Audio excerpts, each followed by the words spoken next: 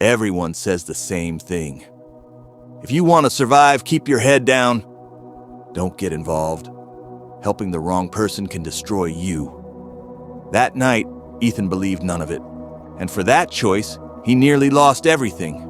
Ethan stood at the edge of town long after sunset. Rain soaked through his coat. His hands trembled, not from cold, but from exhaustion. Not the kind rest fixes, the kind that comes from trying and still losing. His tools were gone, his savings were gone, and his reputation, the one thing he had just begun to rebuild, felt fragile again. Warm light spilled from cottage windows he didn't belong to. Laughter drifted through doors he would never enter. And for the first time in years, Ethan wondered if starting over one more time would finally break him. Quietly, not dramatically, just the kind of defeat no one sees, but everyone feels. That night, Ethan slept beneath the old stone bridge, not because he had nowhere else to go, but because he didn't trust himself to sit inside another room and pretend he was fine. Rain dripped through cracked stone above him. Horse carts rumbled across the bridge, unaware that someone below was fighting a battle they'd never see. Then he heard it, a weak voice, barely louder than the rain. An elderly man lay collapsed near the riverbank, breathing shallow, hands shaking, eyes filled with fear. No lantern, no one else around, just time slipping away. Ethan hesitated for half a second, then he moved. He lifted the man onto his shoulders and carried him through mud and darkness to the nearest infirmary.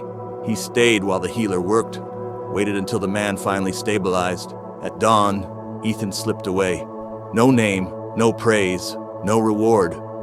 2 days later, Ethan was summoned to the council hall. This time there was no warmth in the room. Soldiers lined the walls. Chains rested cold in waiting hands. And standing at the center, guarded and silent, was the very man Ethan had rescued. Then the truth crashed down. The old man wasn't a victim. He was an escaped prisoner, a convicted murderer who had vanished years earlier. His face had aged. His name had changed. But his crime had not been forgotten. Whispers filled the hall. You helped him escape. You hid him. You're his accomplice. Ethan tried to explain that he hadn't known, that he had only seen a dying man by the river. But mercy is rarely louder than fear. Ethan was arrested. Once again, the town turned its back on him. Iron bars replaced cold stone, and the bridge where he slept felt closer than ever. Everything he had rebuilt seemed lost again.